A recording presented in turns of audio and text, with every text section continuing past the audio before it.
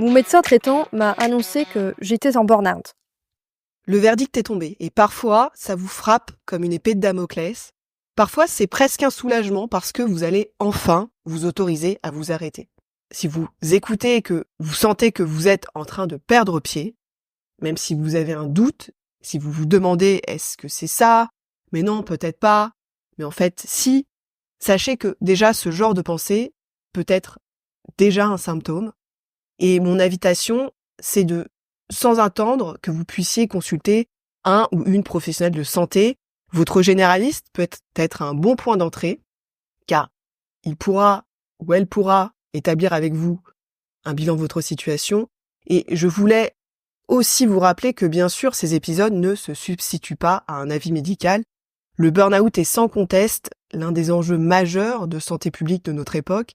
Et on parle souvent de burn-out professionnel. C'est une réalité qui touche 34% des salariés en France, dont 13% en burn-out sévère, soit plus de 2,5 millions de personnes quand même. Ces chiffres, ils sont bien sûr alarmants et ça appelle à une prise de conscience collective. Alors, pour commencer, il est important de rappeler que le burn-out, il est seulement reconnu depuis 2019 par l'Organisation mondiale de la santé, puisque c'est en mai 2019 que l'OMS a classé le burn-out comme un syndrome. Et ils l'ont défini ainsi, je cite, « Le burn-out est un syndrome résultant d'un stress chronique au travail qui n'a pas été géré avec succès. Il se caractérise par 3 dimensions principales, un sentiment d'épuisement ou une fatigue intense, un détachement mental accru vis-à-vis de son travail ou des sentiments de négativisme ou de cynisme liés au travail. Et enfin, une efficacité professionnelle réduite. » Donc dans cette définition, on parle d'un stress chronique au travail qui n'a pas été géré avec succès. Mais pour bien comprendre cette définition, je pense qu'il faut d'abord savoir ce que ça signifie le mot syndrome. Un syndrome, c'est un ensemble de symptômes et de signes qui apparaissent ensemble et qui caractérisent une condition particulière. On note bien ici en fait qu'on ne parle pas de condition médicale, mais d'un syndrome parce que un syndrome, contrairement à une maladie, il n'indique pas toujours une cause précise. Il regroupe des manifestations qui, lorsqu'elles sont combinées, permettent de reconnaître une situation ou un état. Et c'est une distinction importante pour bien comprendre le burn-out, mais aussi, je trouve, ce qui est important, c'est de comprendre que, en fait, le burn-out, il n'a pas de cause unique et universelle. Il résulte de facteurs multiples, notamment organisationnels, psychosociaux et bien sûr individuels. Et aussi, donc, c'est un syndrome, c'est-à-dire un ensemble de symptômes et de signes. Donc, un symptôme, c'est quelque chose de subjectif, c'est ce que vous ressentez et que vous pouvez exprimer à un médecin ou à un proche. Par exemple, je me sens épuisé, je suis constamment stressé, je n'arrive plus à me concentrer. Un signe, en revanche, c'est quelque chose de visible, on va dire, ou de mesurable par une tierce personne, par un tiers. Un professionnel de santé peut l'observer et le détecter, par exemple, lors d'un examen. Mais les signes, c'est aussi ce que vos proches peuvent aussi finalement remarquer, souvent même avant vous.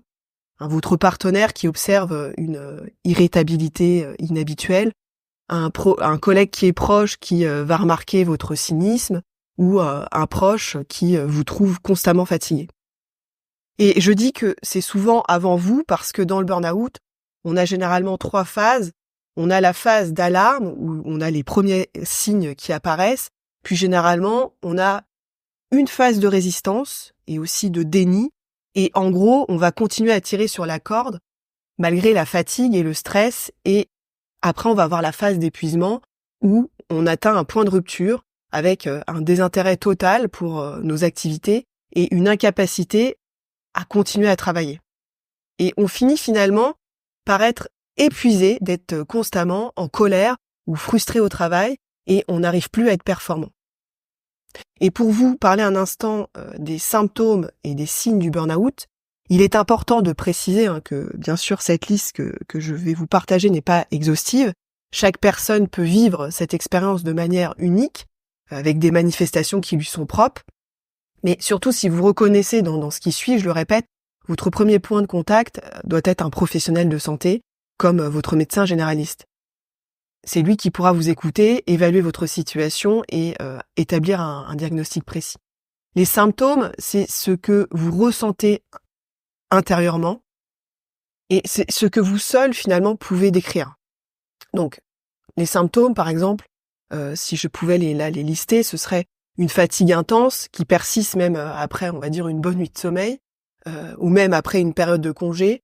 Ça peut s'accompagner de tensions musculaires, de douleurs inexpliquées, des difficultés à vous concentrer sur des tâches simples comme lire un email ou prendre une décision, une sorte d'épuisement mental qui persiste. On a du mal à traiter l'information, à rester attentif malgré nos efforts et surtout, souvent, à se l'avouer.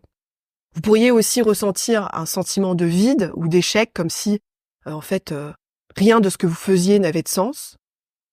Et ça peut aller jusqu'au détachement, ce qu'on appelle le détachement émotionnel, c'est-à-dire une indifférence croissante, même envers des activités ou des personnes qui vous importaient auparavant. On peut ajouter aussi une irritabilité accrue, des débordements émotionnels que vous ne comprenez toujours pas vous-même, que ce soit avec vos collègues ou même avec souvent votre entourage proche, votre conjoint ou vos enfants. Vous vous surprenez à perdre patience, à vous mettre en colère pour des petites choses. Et cela peut à la fois être un symptôme et un signe, car c'est souvent l'un des premiers changements que vos proches ou vos collègues vont remarquer chez vous. D'autres signes peuvent inclure, on va dire, une baisse de performance visible au travail. Vos collègues ou vos proches constatent une diminution de votre productivité ou de votre efficacité. Je disais un détachement émotionnel, comme si vous vous éloignez des responsabilités ou des relations importantes. Vous avez tendance à vous isoler ou à éviter les interactions sociales, ce qui peut aussi surprendre votre entourage. Une attitude cynique ou négative, que ce soit envers votre travail ou la vie en général, votre entourage perçoit une critique ou on va dire un défaitisme inhabituel venant de votre part.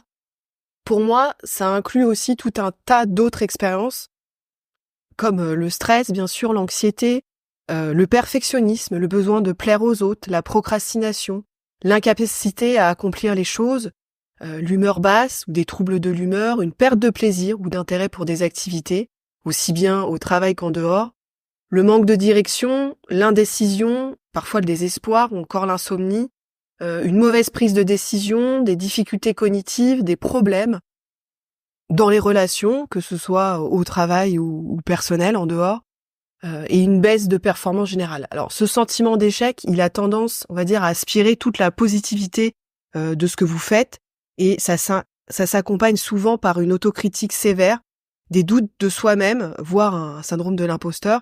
Et en gros, le burn-out, c'est une boucle fermée d'attentes élevées, d'auto-jugement et de faibles récompenses. Alors une autre conséquence, ça peut être aussi la surconsommation, ça peut être d'alcool, de nourriture, on va dire d'autres processus addictifs, des maladies en fait physiques aussi qui accompagnent souvent le tout. Et on ajoute à cela des relations tendues, même parfois une perte de lien avec ses collègues ou sa famille ou ses amis.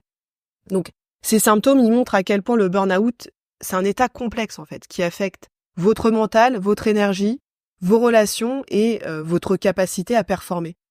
Ces symptômes et ces signes, ils sont un indicateur important, ils ne doivent pas être ignorés et ils reflètent un stress chronique qui peut s'aggraver si rien n'est fait. Donc, si vous vous reconnaissez dans ce que je viens de décrire, prenez le temps d'en parler à un professionnel. Vous n'avez pas à affronter tout ça seul. Je trouve qu'il est intéressant de noter aussi que l'OMS parle de stress chronique au travail qui n'a pas été géré avec succès. Je dirais même que ce stress, en fait, il n'a pas seulement été mal géré, souvent il a été, on va dire, délibérément entretenu, prolongé, parfois amplifié, parce que, pourquoi je dis ça? Parce que les personnalités qui font des burn-out sont généralement les personnes les plus performantes au travail, motivées, habituées à être au sommet, on va dire de leur art, et on peut le percevoir comme une sorte de défi. Parce que nous nous imposons des attentes et des exigences incroyablement élevées, et la plupart du temps, nous les atteignons. Mais une fois la barre franchie, qu'est-ce qu'on fait en fait? On la relève encore, jusqu'à ce qu'on ne puisse plus la suivre. Donc, ce sont généralement des personnalités qu'on appelle en anglais des fixers. ce sont ceux qui résolvent les problèmes. Donc, nous essayons en fait de résoudre le problème. Mais les habitudes qui nous ont menés en fait au burn-out ne nous aideront pas à en sortir.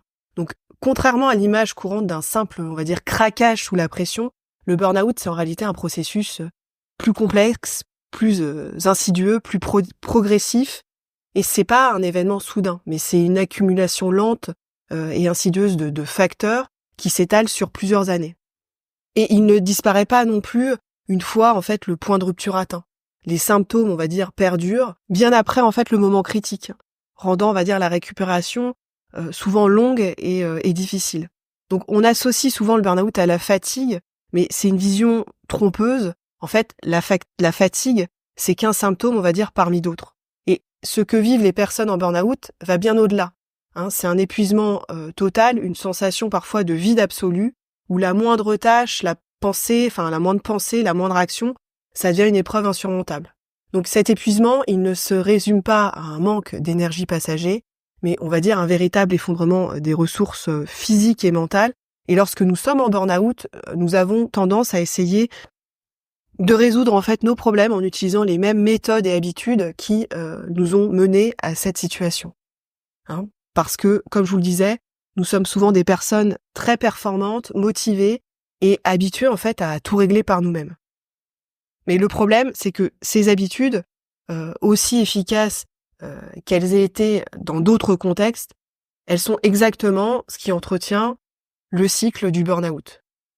Donc par exemple, ça va être travailler encore plus dur. Vous vous dites que si vous travaillez un peu plus, si vous donnez davantage, les choses finiront par s'arranger à la fin de ce deal, à la fin de ce projet, à la fin de quelque chose. Mais cela ne fait qu'épuiser vos ressources qui sont déjà limitées. Souvent, on ne demande pas d'aide parce que vous pensez que demander de l'aide, en fait, c'est un peu un aveu de faiblesse. Pourtant, essayer de tout porter seul, ça fait qu'aggraver le stress. Et souvent, on se juge sévèrement. Ça veut dire qu'on est pris dans un cycle d'autocritique où on se reproche finalement de pas être assez performant, assez rapide, assez comme ça, assez parfait. Et ce jugement, il amplifie l'épuisement émotionnel. Donc le burn-out n'est pas, je le répète, une simple surcharge de travail, c'est le résultat d'un déséquilibre profond entre vos ressources internes et les exigences que vous vous imposez ou que vous subissez. Et les habitudes qui causent le burn-out ne peuvent pas vous en sortir. Ça ajoute encore plus de pression et d'efforts et ça résout rien. C'est justement ce comportement qui est la source du problème. Et c'est comme si en fait vous tentiez de remplir un seau, on va dire, troué en versant de l'eau sans cesse. Peu importe vos efforts, en fait le seau ne se remplira jamais tant que vous ne réparez pas les trous. Donc c'est précisément pour cela que lorsque vous tombez en burn-out, il est très difficile d'en sortir seul en réalité. Et le burn-out, ça peut être épisodique, mais c'est aussi en quelque sorte dégénératif, c'est-à-dire qu'il s'aggrave avec le temps et on peut continuer comme ça jusqu'à l'effondrement. Donc pour moi, le burn-out, c'est avant tout un problème intérieur parce que si ce n'était pas le cas, en fait, tout le monde en souffrirait. Le burn-out, il est marqué par, on va dire, une dimension clé, la déception. En fait, nous ne sommes jamais satisfaits de nos propres performances, alors on pousse toujours plus loin dans une quête sans fin. Et je veux dire que c'est facile aujourd'hui de dire ça pour moi, mais je suis tombée en burn-out de la même manière que vous. Ma performance ne me satisfaisait jamais mes propres normes impossibles, et je me sentais assiégée. J'essayais de régler tout ça. J'ai essentiellement trop travaillé jusqu'à temps que je craque.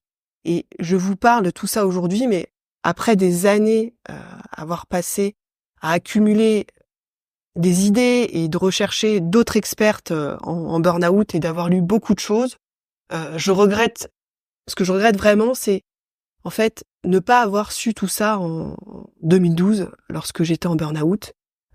Je ne le savais pas.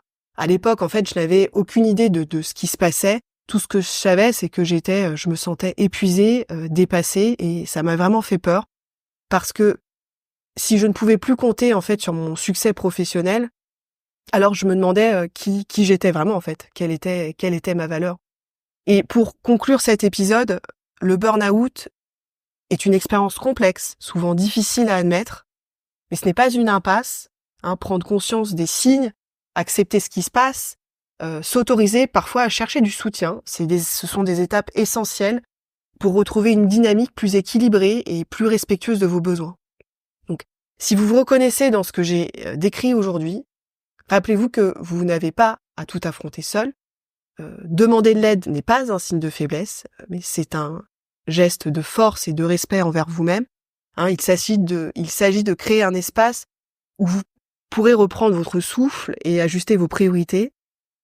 Et transformer les habitudes en fait qui entretiennent le burn-out, ça demande du temps, de l'engagement, parfois une attention, on va dire, particulière à soi. Mais c'est aussi une chance de réévaluer ce qui compte vraiment pour vous, de poser les bases d'une vie plus alignée avec vos valeurs et vos aspirations. Et dans les prochains épisodes, nous parlerons de la manière d'identifier les causes profondes du burn-out et des idées reçues qui l'entourent. Et si vous sentez que ça ne va plus, si vous vous reconnaissez dans ce que je décris, je vous rappelle que vous pouvez faire le test burn-out directement sur mon site. Comme je le dis à chaque épisode, plus c'est pris tôt, moins les conséquences sont dramatiques. Et pour celles et ceux qui veulent sortir durablement du burn-out, le prévenir ou éviter une rechute, je propose un rendez-vous gratuit, sans engagement, pour faire le point sur votre situation. On parlera ensemble de ce qui vous épuise, on mettra des mots sur vos mécanismes d'usure, et si vous le souhaitez, je vous expliquerai comment le coaching peut vous aider. Dans tous les cas, vous repartirez avec 1 ou 2 clés concrètes pour avancer dès maintenant. Vous pouvez réserver ce rendez-vous dans les notes de cet épisode, directement sur mon site outleburnout.com, et je vous dis à bientôt pour un prochain épisode de Out le Burnout.